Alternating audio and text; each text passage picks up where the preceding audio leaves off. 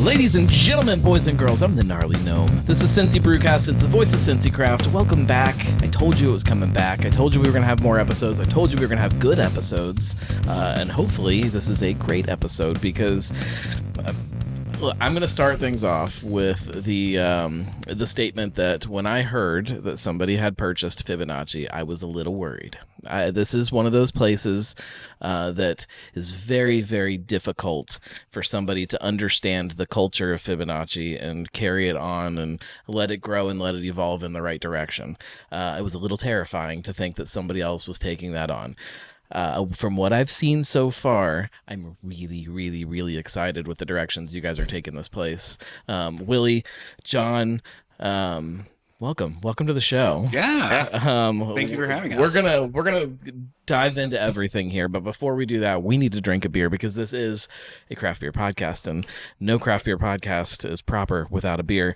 Tell everybody what you're drinking. I'm glad that we all have different beers. It makes it fun to talk about a few different things. Absolutely. So I'm actually drinking our Harafa, which is our cream ale that has been infused with local honey, Thai basil, and lemon. The best way to describe it is it's basically sunshine in a glass. That's a great description. It's a beer that kind of fits the theme of what this place is very well. This idea of kind of the outdoors in a glass and tying kind of this agricultural side of what beer is to the excitement of drinking a beer. Absolutely. Absolutely. I'm going to adjust your mic here too. I can also use my radio announcer voice if needed. Just the closer you are to it, the better it's going to sound like. What are you drinking? So I actually really intentionally pulled out the Toll House. So you can't come to Fibonacci and not try some of our standards. And the Toll House is one of the things that we're always going to have on tap. It's named after the Toll House in Mount Healthy, again, tying into the community. Right. It's an American stout, and it's a little different than what a lot of folks probably think of as a stout. It's a little bit lighter. You've got these nice tones of like a lot of stouts, the chocolate and the coffee that comes through. And I actually haven't had one for, I think, a month or two now. And I know this is one of the first beers that we were talking about. We can never run out of Toll House. Right. And I think what happened was we were without Toll House for 3 days. 3 days. It was 3 days, and it happened to be 3 business days. It wasn't over the Monday, Tuesday closed. So we had a gap, but it was really exciting when the Toll House came back on, and it was Willie's first beer to really go back onto the taps. The consistency and the feedback from the community and the excitement around the Toll House. So I'm drinking a Toll House today. It's hard not to. It's funny to me because like if you had asked me 10 years ago if I would find myself sitting in a beer garden in the summertime drinking a stout, I would have told no, it's not a summer beer. Yeah. That has changed with that beer specifically. It becomes a beer that I do find myself craving year round. I find myself wanting it. I found there's a lot of great stouts around, but there's also a lot of stouts that are just stouts and something else. It's like it's a stout with coffee, or it's a stout with this or with that, or it's an imperial stout, or it's this or it's that. There aren't enough like just good American stouts, like just good solid drinking beers. Beers Absolutely. meant to be consumed. So I'm glad to see that it's still hanging out on tap. OG beer, it's been here for forever, since the very beginning. And this is the OG, with just like the Harafa is a keg infusion of our Compton cream ale. We have all the recipes for the infusions with the Toll House as well. Right. So it's versatile. It's a great base for other infusions, and that's one of the things that I'm super excited about is leading kind of agriculture here is what can we produce on site? Right. And how can I hand that off and say, okay, now do your thing. Make something with it. Here you go. Put this in something. Well, I'm going with Origin of Species. Anybody who knows me knows I'm a sucker for an English style, and I really like English milds, and this is a great one. You said it was fresh on tap today, and so I had to get it. Yeah. And I'm glad that I did. That went up today. It also has a black tea infusion in it, which is adding a little bit of the kind of the underback flavor that you're getting from there. So it's a great beer, it's one of those full flavored beers, but still low enough ABV that you can sit and drink them all night long, which is not only what I tend to like to consume. I think it's a trend that is starting to kick in. People are craving that, and the fact that you guys have something like that ready to go, something that's tried and true and proven. It's only going to be great. Yeah, absolutely. Let's start before I get into kind of how you guys came to be here. I do want to kind of piggyback off of this idea of the Toll House and talk about that idea of when you come into a place like this that has this established story and these established beers and these things that people come to know and expect. How do you take that and carry it on while putting kind of your own spin on things and trying to find ways to bring you guys into something like that? Yeah, it's a great question. We were patrons before we considered purchasing. So we had actually been coming here for a while, and then it went on to the market, and we thought long and hard about it, and tried to pull together an offer, kind of right when it went on sale. Early on. So we did pull together a little bit of an offer. Unfortunately, that fell through. And then we kind of kept an eye on it over the 2 years that it sat on the market. And then there were a few price drops that allowed us to kind of do what we needed to do and pull together a little bit of a investment team to basically let us come out and purchase it outright, which is what we did. And I think one of the most important things anytime you talk about a place like Fibonacci is this place is very special, and it means something very special to a lot of different people. And Fibonacci would not be here without Bob and Betty and their contributions. So understanding that community is really at the heart and soul of what Fibonacci is. How do we lean into that? Right. We don't want to change that. We want to lean into that. We want to make that even stronger than it was. So I come from a background in community engagement, arts engagement, big arts and entertainment professional prior to becoming an academic. And a lot of my work was done in something called creative placemaking and creative placekeeping, which is that concept of how do you create something that's unique and special that brings everyone on board. That creates a place for everyone that's involved. And so that's a big part of why I think this spoke to me. I know John has his own reasons as to how Fibonacci spoke to him. But understanding that we're actually stewards, right? Yes, we are owners, but we're stewards of something that has been here long before we even came to Cincinnati. And understanding that and respecting that, I think, is really step one in helping it to continue to grow and continue to be the special, unique, wonderful, magical place that it is. What are some of the things that you're going to do that? How do you create more engagement in a space like this? Yeah, I think the first step is we listen. Right. And so we listen to the current customers. We listen to the customers that used to be customers, but are no longer customers. We ask questions. We try to meet everyone where they are, and then work in some way to understand what they think is special about Fibonacci and what we can do to help contribute to making this a special place for them. So it really begins with listening. It really begins with understanding that it's not necessarily about inserting our ideas. Our ideas are obviously going to play a role in helping us to grow this business. But respecting what was here before, listening to what was here before, listening to what our customers and our community wants from this space is really the first step in being able to approach that. Right. And so really understanding, why do people come to Fibonacci? What is it about Fibonacci that they love? Right. And kind of once we understand a little bit more about what this place means, not only to Mount Healthy, but the larger Cincinnati community, then that's an opportunity for us to start testing out and trying some new things to figure out, what resonates with that community, what type of events and experiences can we create, what type of variations can we do with the beers, what beers like the Toll House can we not change and should never change. Right. also not run out of at any given point in time. So really understanding and identifying how we can come in, put our own unique spin onto something that's already been here and something that we are now stewards of, while still honoring all of the work that Bob and Betty did to create this amazing gym. Right. So, what are some of the biggest things that you guys have heard from people that they want from the space that they weren't getting, or things that you think need to be addressed right away? Sure.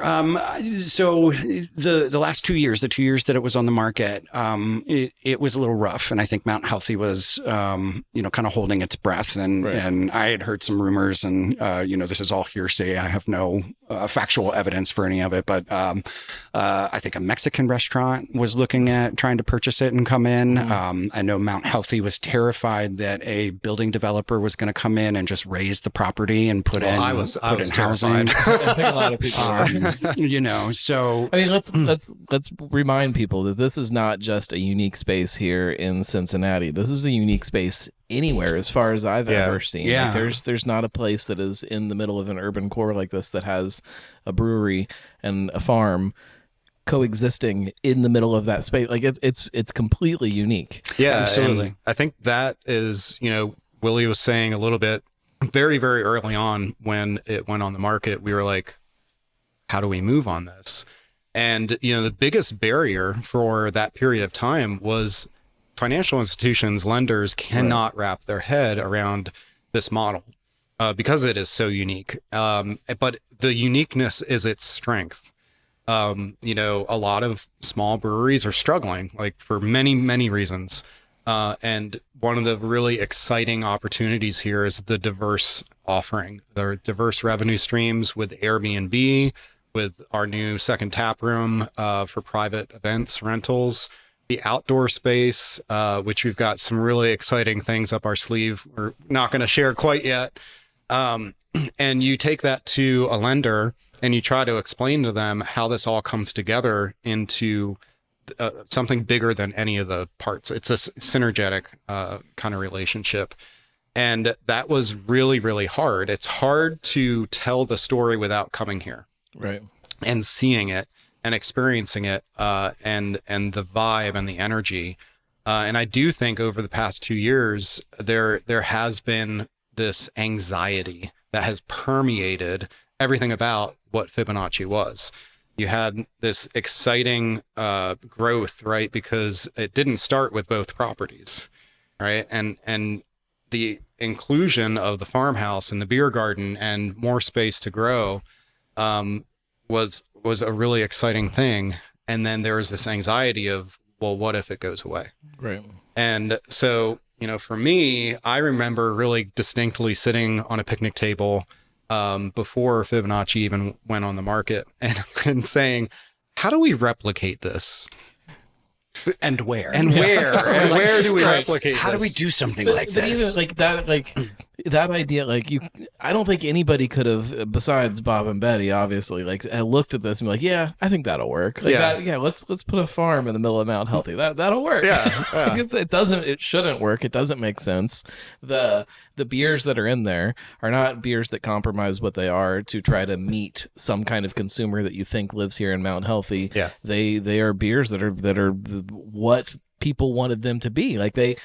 Everything about it is set up to not work, and yet somehow it just works perfect. And you can't replicate that. It's one of those things that just happens. And Can't. that's a hard flag to carry, though. It's in my head, I would question everything that I was doing. I would be like, man, so all of these things came together, and for some unknown reason, they worked out of some kind of mysterious perfection.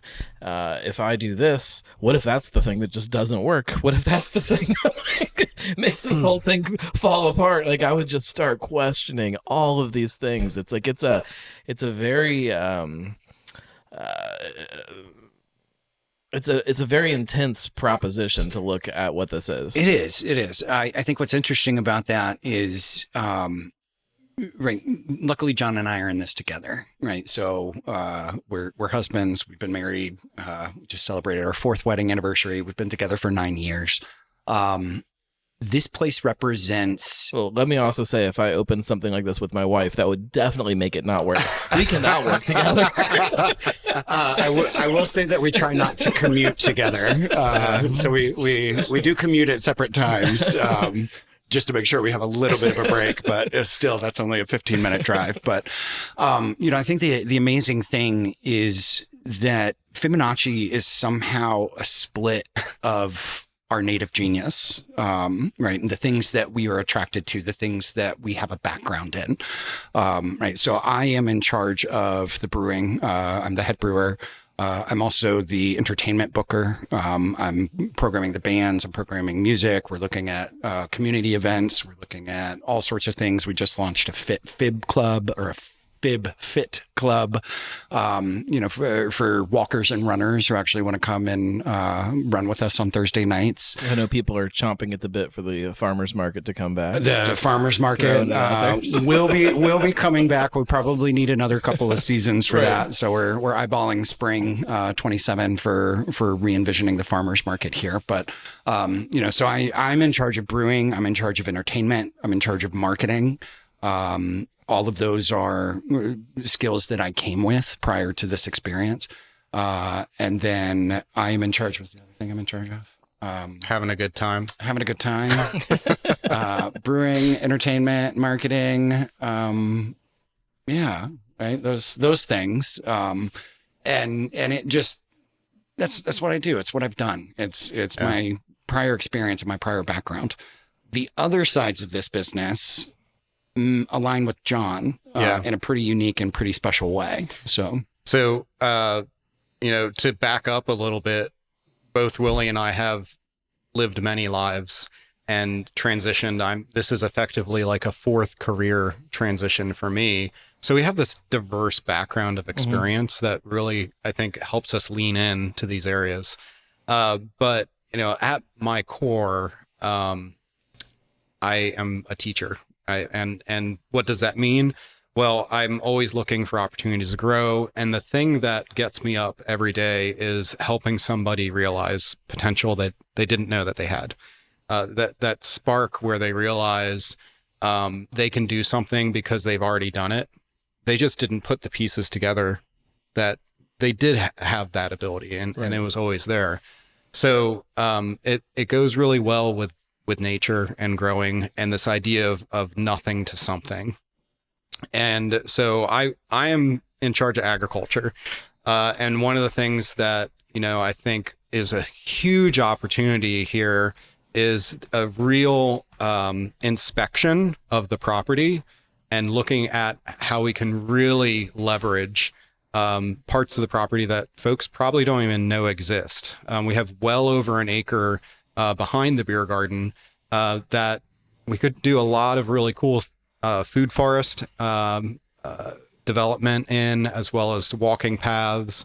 Just, again, we're within the Beltway. We're right off Reagan. And the opportunity for folks who are in an urban environment to step outside, right, and to have the ability to touch and see and smell nature. So I've always thought of it as like this way to just escape for just a minute. Like not even come out here for a whole day and really kind of get the chance to dive into it. Just a minute. Like it's a busy weekend and you're stressed out and you've got all kinds of stuff going on. It's like, all right, we're going to go and we're going to hang out Fib for a little bit. And my whole family's fine with that. My kids love goats. They love just talking to the goats. They're happy. I'm happy sitting in the shade with a beer. Walking trails will be even better. Yeah. It's that space that just takes you away very easily from this everyday life because it's right here. It's not like you have to drive a half hour to get somewhere to get away. Yeah. It's right in your own backyard. And that's a hard thing to replicate. Yeah. And so agriculture, it's in my blood. It fills my bucket. It sparks so much joy for me. And at the other side of the equation is the business, the operations, the accounting, financing, taxes, HR. I have 14 years of experience at Kroger, from the stores all the way through corporate. And And I was ready to take everything that I had learned and all of the wonderful benefits of working for a hometown company, right? And it's not a small town grocer, right? It's a huge corporation, and turn that in towards us and say, we can run all of this on an Excel spreadsheet because it works, right? Right. And it's been really fun to scale down and take a whole bunch of zeros off of the spreadsheets and really just apply a lot of principles of business that I've had such a wonderful blessing to have had that career and now to apply it as an entrepreneur. And I'm really excited about everything that Fib is, and then everything that we believe it can continue to grow to become. So it's funny how, like, in life, like you spend all these time like building these different blocks in your life, these different like building blocks, and you don't know in the end like what it's going to turn into, and you don't know what you're building towards all the time. But then sometimes stuff just falls into place. I'm like, oh, these things all come together and make this thing, and these things come together and make this thing, and then those create this thing, and like that's one of my like greatest joys in life, is finding things that years ago I was working on or working with, and seeing that now all of a sudden it becomes relevant to something else that I never would have anticipated it would have. And it feels like that's what this has become for you guys. Everything that you experience in life is going to be useful. Experience is so valuable. And then it's up to... I don't know about everything. So my 6-year-old has this YouTube addiction, and he watches these videos all the day long, and it's just kids like just yelling at boxes. There is no use for that. Brain rot. Okay, brain rot I will give you. But yeah, I think you say it, regret is a useless emotion. Regret is a useless emotion. Yeah. And it is exciting to realize that you went through something, you struggled through something in the past, and it's prepared you for something you didn't know was coming. And I will keep going back to, nature and agriculture and growing something and potential, right? So I think 2 words that I was excited to hear you say: stewardship. That's there, and then potential in everything. You have a seed, right? And you apply some basic conditions on it: temperature, moisture, aggregate, right? Light or the absence of light. And you have this potential for something incredible to sprout and to grow, and you nurture that, right? And then similarly with beer, right? Not a lot of ingredients, really awesome thing comes out of it. Right. So, looking at what Fibonacci is and kind of leaning into that to say, there's so much room for growth and the potential here, and it's not changing the seed. We're not changing what we're planting and what we're sowing. We're just going to be changing the aggregate, the amount of sunlight, the amount of water, and it's still going to be Fibonacci. It's just going to grow. I love that. How did you What guys? a metaphor. How did you guys? What is your story with craft beer? What is your story of getting into craft beer, finding craft beer? How did that happen for both of you? So I am very fortunate to have been raised by 2 parrot heads. That's how I'm going to describe them. They are partiers. I come from a party family. Okay. I grew up around parties and pool parties and those types of experience. My dad started tinkering with a Mr. Beer kit when I was still in my teens, and so I, being curious and kind of wanting to learn a lot more, would do a lot of watching, would do a lot of, helping out whenever I could. It was a relatively very small kind of basement operation at that point. But it's kind of where I laid the groundwork for it. I've always loved beer. I think beer is just a delicious, wonderful thing. And right, in the words of Benjamin Franklin, beer is proof that God loves us and wants us to be happy. So trivia, he was actually talking about wine in that quote. Yeah, it's a very, very often misquoted line from him. He was talking about rain and how it helps the vines grow, and that the wine is proof that God loves us. All right. Well, we have wine here too.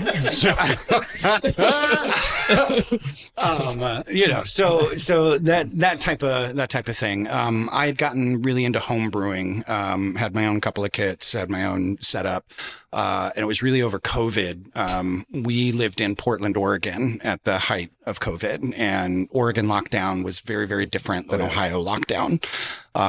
So in order to kind of maintain some of my sanity, because I was unemployed, I had no job, I couldn't leave the house.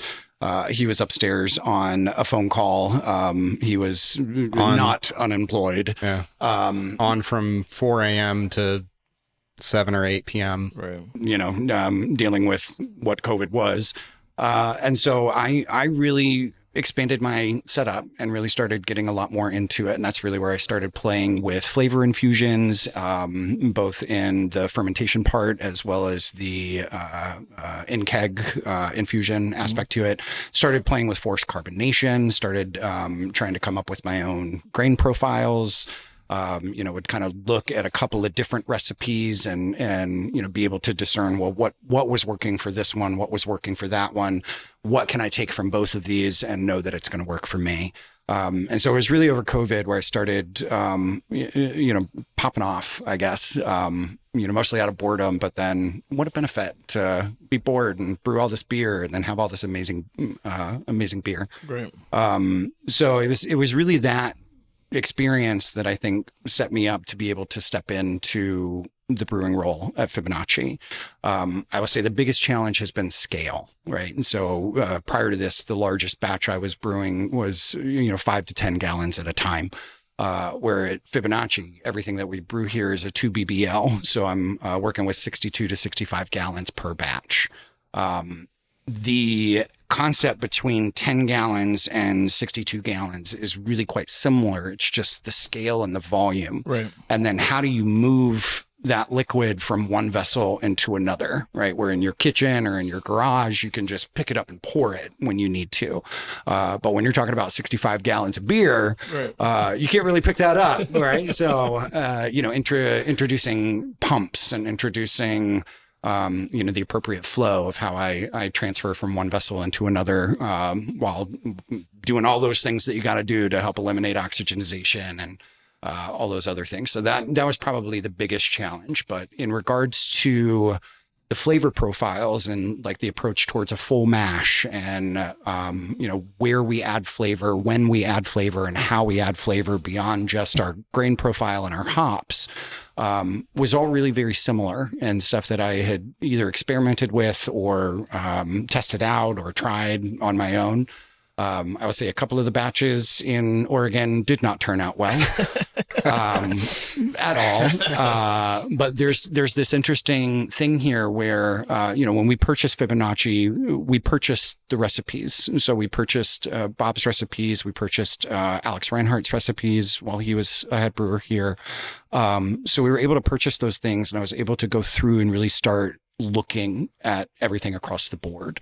And familiarizing myself with, what this process is, what this setup is. Right. When you talk about a nano brewery, because we're technically nano, we're not even considered a micro because our largest fermenter is only a 2 BBL. The handcraft nature of it, the handcrafted artistic nature of what we brew here is really what gets me excited about it. Whereas you go to a larger institution, we got High Grain down the street, we got Urban Artifacts, has really amped up their production and their manufacturing. Obviously we have Rheingeist, which is the largest brewery in Cincinnati. Largest in Ohio now. Unless you count Sam probably, Adams. Right? They approach brewing as a science. Where I think is at Fibonacci, we're able to approach it as an art. And there's something special about that because we get to forage, we get to grow ingredients that we use to flavor our beers. We get to create very special, unique things that can only be found right here at Fibonacci. Right. We don't have the scope or scale to be able to distribute distribution something that we're not really going to be interested in. We're interested in creating unique, one-of-a-kind experiences, from the type of music we offer to the type of events that we program to the type of beers that you get on tap. And the only place that you're going to be able to get that is right here at Fibonacci. And there's something really cool to think of it from that artistic perspective, right? That art form. Where is that line? This is more of a philosophical craft beer question, but where is that line where, the art of craft changes for you guys? Like how big is too big is the question I used to always ask people when we started this show. Is, like at what point does this just become manufacturing? At what point does this become a factory versus like this craft that people are kind of fussing over? Yeah. I don't know there's a good answer to it, but I would kind of go back to some of what Willie was talking about and, backing out of craft beer and looking at ingredients and sourcing. And what does it mean to have not an infinite supply, but a finite supply? You look at what we have here in Mount Healthy with the Mulberries and the Mulberry Festival that is every June. Plug, if you haven't been in the Mulberry Festival, make sure you come out and check out Mount Healthy's Mulberry Festival. And again, a community engagement of going around Mount Healthy with tarps, shaking trees, collecting mulberries, processing them, teaching people how to forage, and then having enough to do a batch of beer, right? Or two, and a batch of sangria and jams and jellies. And to me, right, once you start having to source further out from there, you start to really approach that line of, is it still Fibonacci in a sense? And I'm excited about all the flavors that we haven't gotten to test and try yet. Honey is a really fascinating ingredient because where you put the bees matters, and what's around the bees and how much it rains. And you can really taste the difference between honey that's coming from one or maybe two hives versus honey from an apiary that has 100 hives, right? That's blending, right? And a single colony of bees is more kind of radically focused on a specific area that they're foraging from. So, I went around and I harvested green walnuts, and we're fermenting green walnuts to make a molasses, and we're pretty sure that's going to go into a porter. I'm going to do a walnut porter. Awesome. There's lots of other flavors out there that I've been playing with, wild violets and redbud, and I want to get wood swirl and a lot of other native plants that we can kind of lean into. And I do think, like, when you start having to go further and further away to get the scale of the ingredients that you need, I think that really starts to push against that line in my mind.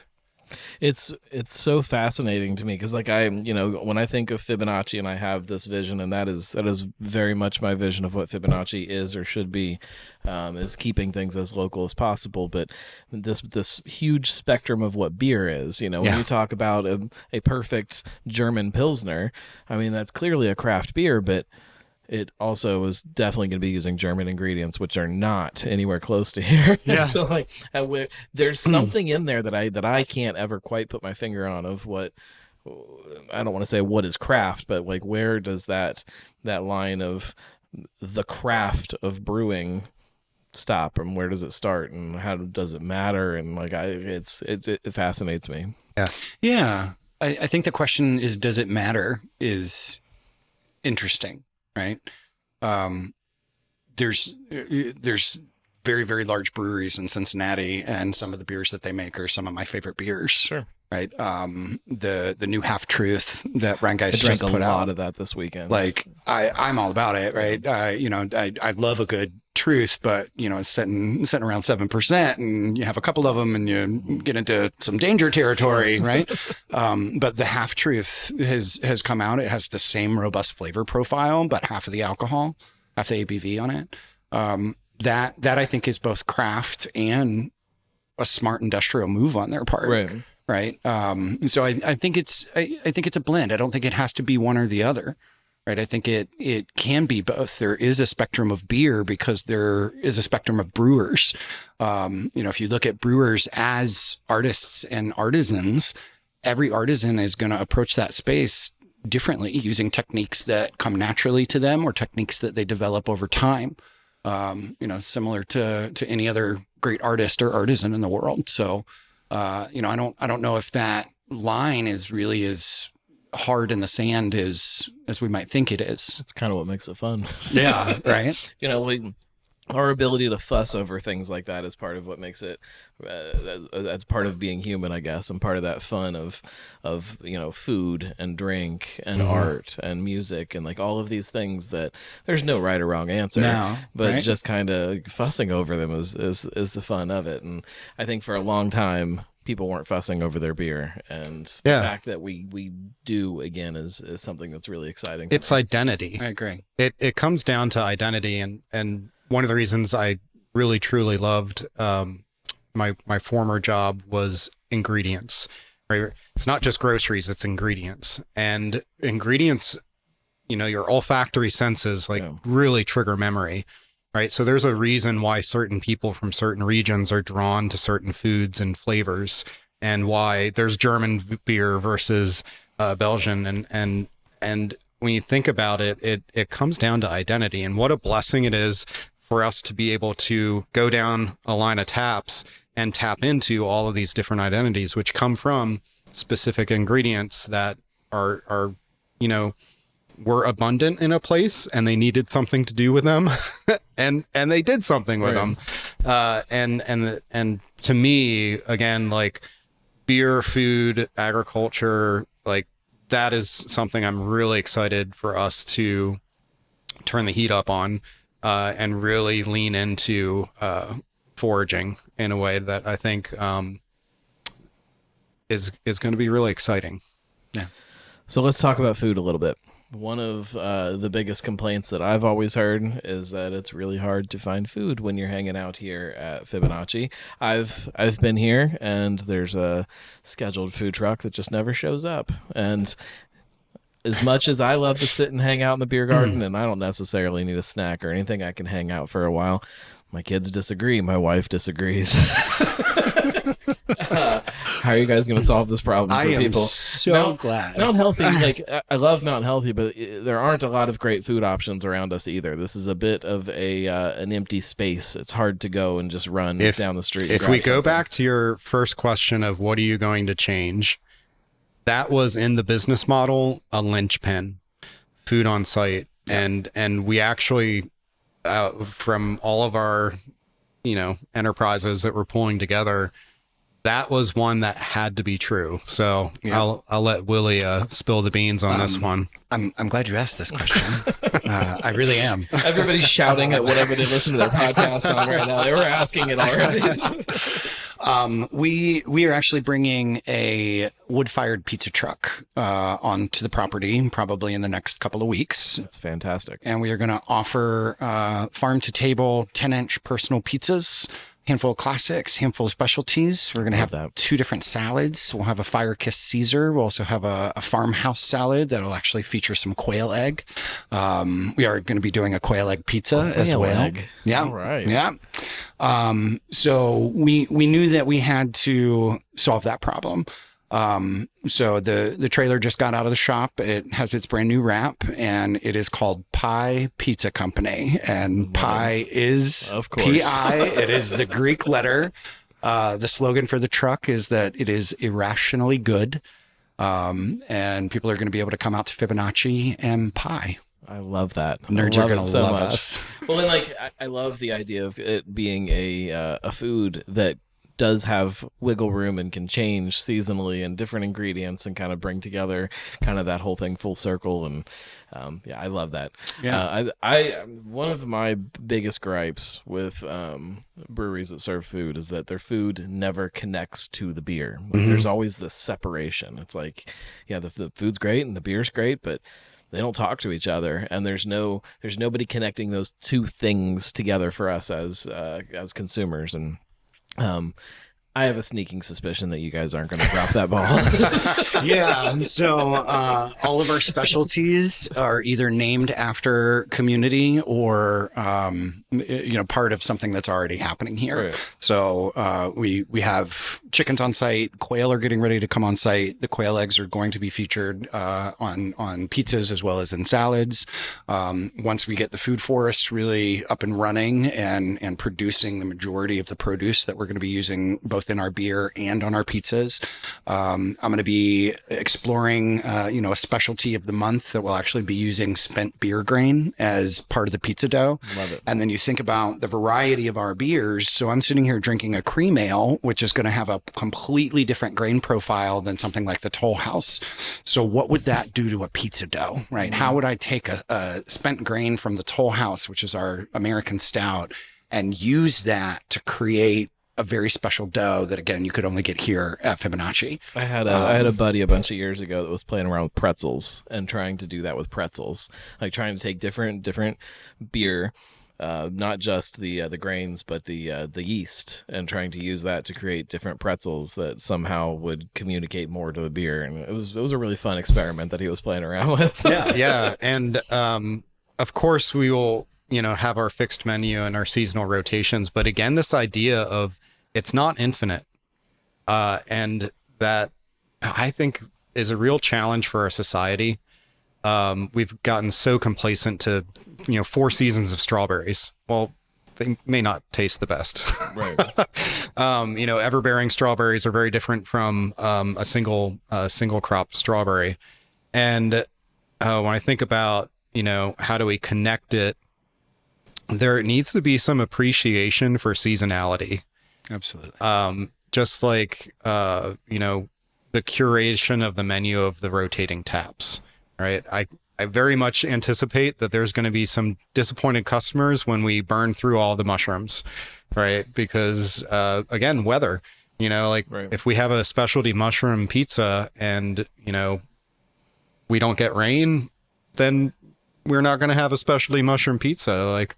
So that connectivity there, I think, is an intentionality, right, to it as well, because it's another great way to invite people to learn, to ask the question, well, why don't you have the mushrooms? Well, here's a little bit about that. About nature. I don't know that my kids have any concept that the strawberries that we put in their lunch every day grow somewhere. I don't think they Absolutely connect their food to that at all. Yeah. And maybe that's a problem. Yeah. Maybe that's a failure on my part as a parent, but yeah, I mean, we literally have different names for the animal from the meat product, right? There's this abstraction, and it's only become further and further and further. So you think about craft beer, well, think about foodies, think about the folks who really, really are intentional about the ingredients. You saw this huge surge during the pandemic in that as well, as going back to cooking at home and discovering at home and brewing at home. It is exciting again because of the unique opportunity here, the access within the Beltway to invite the community here in Mount Healthy, but also introduce folks who've never been to Mount Healthy, right? And invite them into Mount Healthy and invite them into an urban farm. And we're not the only one, right? So we might be the one of the few urban farm breweries, but Mount Healthy has some fantastic other local farms here. And it really does speak to the community and the intentionality of Mount Healthy to foster a place where you can have chickens and you can have bees, and supports that type of living. Well, there is a very interesting pocket here between Mount Healthy and North Side, and you've got these really great communities that do kind of foster that idea that just again makes it this perfect mix and this perfect place for something like this to exist. I just had a thought and then I just lost it. Oh, that's frustrating. Happens to me all the time. And your beer's broken. Maybe that was the thought. How do you think, or how have you seen people react to the change and the fact that there's new owners coming in? Are people excited? Are people walking in, and are they apprehensive? What is the experience that you guys have seen? I overwhelmingly have received a lot of positive response and a lot of positive feedback. There's some regulars, some long-standing regulars that have come back, and they're like, man, it is just great to see this place coming back to life the way that it's coming back to life. We respect those viewpoints because, if it's one of the long-standing regulars that's been here since the beginning, we love to hear that feedback and love to, kind of get a sense of, well, how's it going? What do you think? Right. So that has been overwhelmingly really quite positive from my perspective. I would say everyone was holding their breath, and there's been a big inhale and then a very, very deep sigh, right, collectively, and it has been absolutely an outpouring of support. And it's small business too, right? And Mount Healthy as a community, we've already had really great partnerships with some of the other businesses here, and certainly the local farms here. And it's just so inviting. And I would also stress, Fibonacci is a place for everyone. You are welcomed, right? And as a gay couple, right, coming in as owners of a craft brewery, right, you never know. And it has just been overwhelmingly a welcome. Thank you. We're so excited, and that is encouraging. And my ask is just tell your friends, right? Bust the myth. There's definitely a myth out there that we're closed. Or that when it went up for sale, it went up for sale because it was closed. Right. I think you ended up I had a very interesting experience. You were wearing your Fibonacci shirt at a Lowe's, and someone was like, "They're closed," and you're like, "No, they're not." And like, I had to walk away from the argument. They were very, very determined, and it was the week that we closed. And they said, "Oh, Fibonacci, like I was so sad when they closed." And I was like, "They never closed." And he was adamant. And I was just like, "Okay, I wasn't going to introduce myself. I was just like, okay, I'm not going to win this one." I have conversations like that a lot with people. And they don't want to hear the right answer. They've got something in their head. Yeah. Well, there has been a story, you talk about like kind of rumors and misinformation and confusion. There's a story that people love to talk about right now that young people aren't drinking beer anymore, that people in general aren't drinking anymore, that craft beer is dead, whatever the headline that you want to read is. Was there any trepidation to buying a craft brewery in 2026? I mean, a little bit, but right. So I've been thinking about this a lot, right? It used to be that the beer was the reason for someone to come out.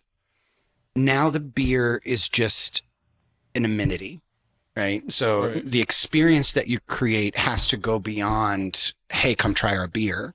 It has to be, come share this experience, whether it's a run club, whether it's, we have music 3 nights a week. We've started a game night. We have multiple book clubs that meet here.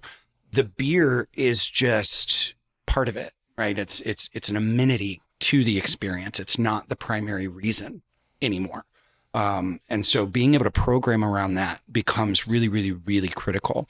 Also, our lineup becomes really, really critical. So, I had a empty tap line and wanted to fill it, and decided to go down to the brew house and cranked out hop water.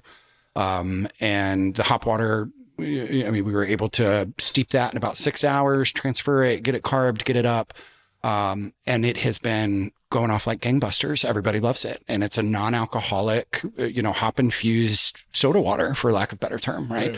0% ABV.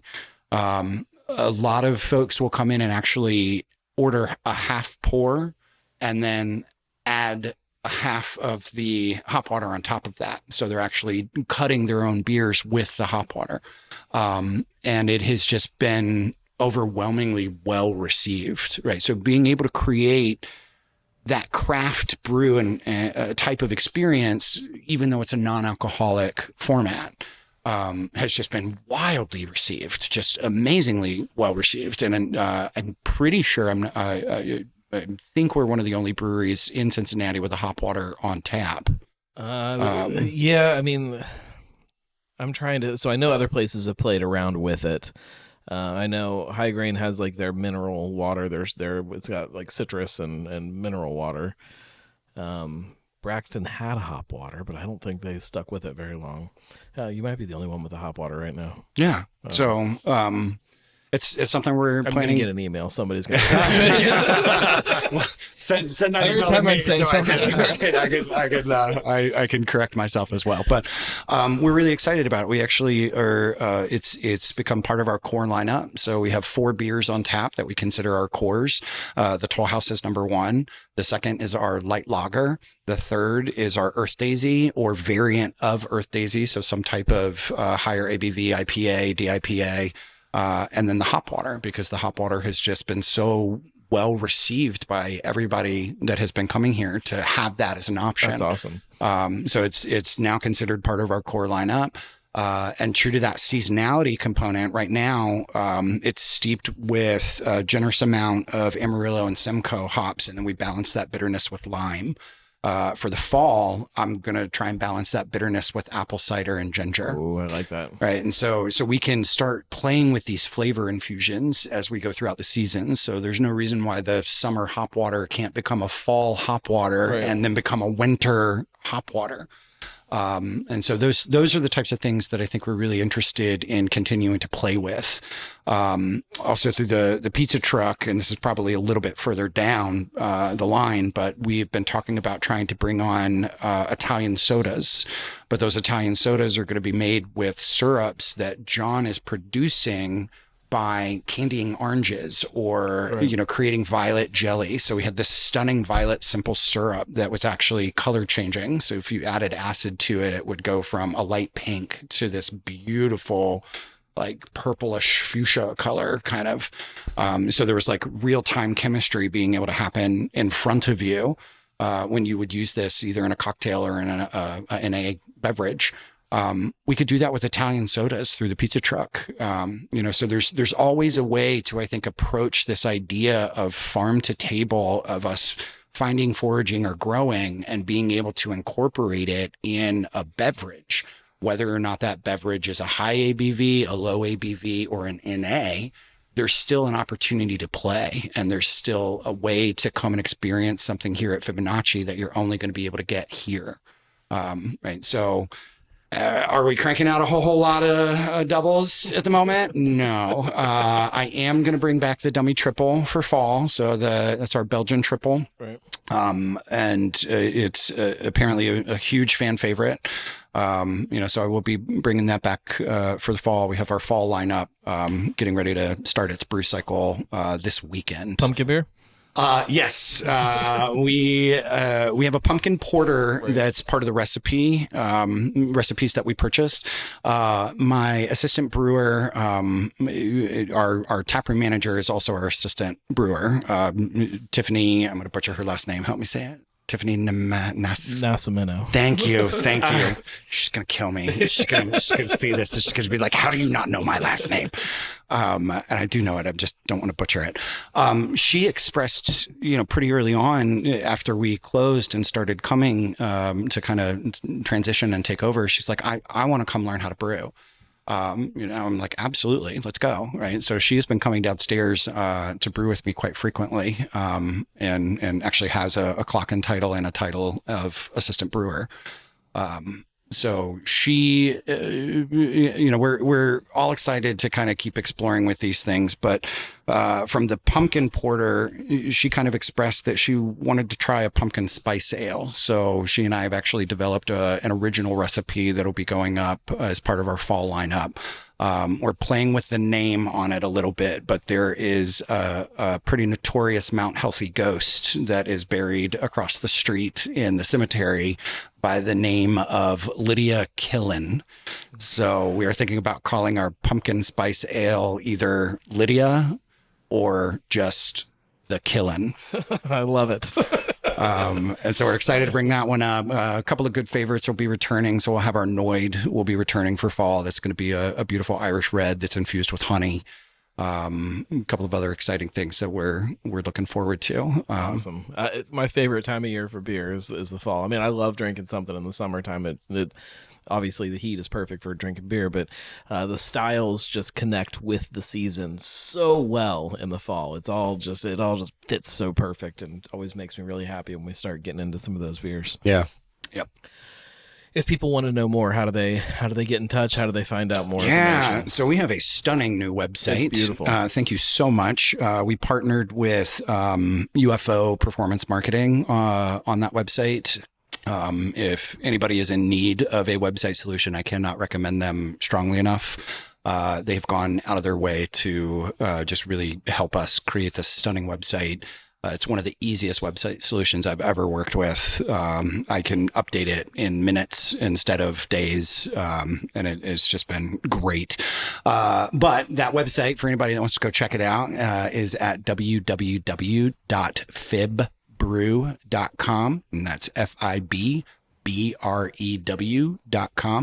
On that website, we have our full lineup, everything from what's on tap to how to rent an Airbnb to how to rent this amazing room that we are currently sitting in, which is now currently available for anything from corporate retreats to anniversaries to birthdays to any type of private rental experience. There's information about the farm as well as our farming workshops. So we'll actually be having a focaccia sourdough workshop this Saturday.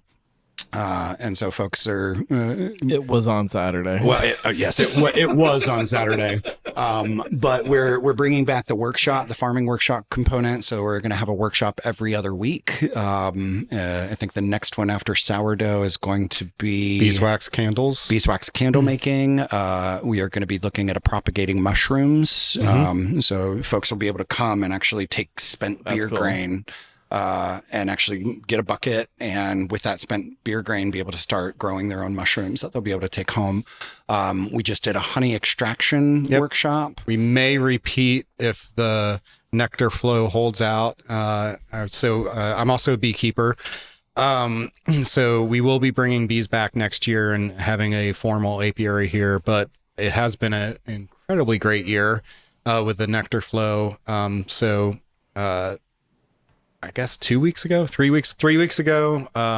we had an opportunity for folks to come in, learn about bees, how the hive is engineered and structured for the relationship with them. And then everybody got to touch frames and actually uncap honey and extract it. And they got to go home with honey that they had extracted that day. So, again, that whole like teaching, welcoming people in, all kind of coming back to that. But there's a lot here. And, to the question of how do you get in contact? Well, how do you keep up? Because I will say we are moving really fast as we can. And so we have the website, but we also have some really, really fun social media engagements, as well as the newsletter, which you can sign up for on the site as well. Directly on the homepage. That's perfect. You guys did jump right into getting all of those workshops rolling and stuff, and it's been impressive to see that you guys, again, you didn't ease into it. You jumped in head first. Well, there was a plan. There was a strategy. I like that. It definitely was. It has been like turning the lights on. Right. So there's the brewery. Great. How do we shave down a brew day from 18 hours down to something more manageable, like 12? And then more manageable, like 12. Great. And then, dusting off the tap room and inspecting it and looking at that. Great. Then we got to turn on the Airbnbs. Check. Then we got to renovate the farmhouse and turn on that alternative rental revenue. Check. And check. Now we got the pizza truck. And we have the workshops, right? So we're turning on all these different lines of business. Right. And there's a method to the madness. But it is change. It's a lot of change. And I think there is also a little bit of a shock from the community. They're like, wow, you guys are really moving fast. And it's like, well, this is also our livelihoods. Yeah, it's our livelihood. But all This of is what those we do. pieces too are so important to what makes Fib what it is. Like you probably should go kind of quick and getting it back up and rolling, so people can see what this place really is supposed to be about. Yeah. You know, there's a lot of people that'll venture out somewhere on a weekend and be like, "Yeah, it was fine. You know, it was, you know, they had goats and that was cool, but it's whatever. It's, you know, I'm gonna go somewhere else this next weekend," instead of like really understanding what this, like, oh, they were doing some kind of class. There was people cutting honey out of hives, and at the same time there were these goats running around, and like it was really cool. And like I'm gonna go back and do this thing, or I'm gonna go back and experience this other part of it. It's never going to be the same, right? Where the seasonality, the finite nature of our ingredients, the rotation of workshops, right? We are going to go with the seasons, and yeah, it's not going to be the same every time you come here, and except for the toll house. The toll house will always be the toll house same. will always be there. I promise you, the toll house will always. I was I think it was the last time I was here was the night that the toll house kicked. And there was, I think there were two people standing at the bar waiting for a pour of it. And when it kicked, Tiffany turned around and this look on her face was just of pure terror. And she's like, "You guys, that was the last one." I love I that don't have any more right now. I've been the head brewer for 3 months now, and this is already my legacy. It was the 3 days that we ran out of Toll House. I'm sorry, everyone. It will never happen again. Toll House crew, keep coming back. They found something else that they could drink that night. Boo. They were fine. I got you. Well, I appreciate you guys making time for me. If you guys have not been out to Fibonacci in a while, come out to Fibonacci. I'm telling you that this is, not only is it refreshed and has kind of a new liveliness to it. I really, really am excited about where it's going and where this whole thing can kind of keep evolving and growing. And I mean that from the bottom of my heart. You guys, I have faith in what you can do with this place. And thank you. Thank you. Hopefully means something. Yeah, get out here, get to the website, subscribe. You know how to do all that stuff. You know, get on, follow them on social media. Follow us on the socials. Share their posts, all that fun stuff that you're supposed to do on social media. Do it for my stuff too. If you like this episode, share it with somebody else that you think would like to listen to it. Subscribe on whatever podcast platform, all that stuff that you're supposed to do on a podcast. Most importantly, if you like any of the stuff that I do, go to thegnarlygnome.com/support, and you can support that way, because then my wife is much happier with me, and the happier she is, the more episodes I can record. We'll see you guys every 2 weeks. Remember, this show is now every other week, and in the meantime, in between those, episodes of Drinking with the Gnome, so go listen to those also. That's where we talk about booze and cocktails and maybe wine. Maybe I'll do a wine episode one of these days. I don't actually know anything about wine. I'm like, I know a lot about drinking, and wine is my weakest point. We have 2 new wines up. We have a blended blanc and a blended rosé, and with the blended blanc, we've just made our Southern Sweet Tea Peach Sangria. I did try some of that, and it was delicious. Yeah. The only thing I know about rosé is that you're supposed to drink it all day. That's all I know. We'll see you guys in 2 weeks. Cincy Brewcast, it's the voice of Cincy Craft.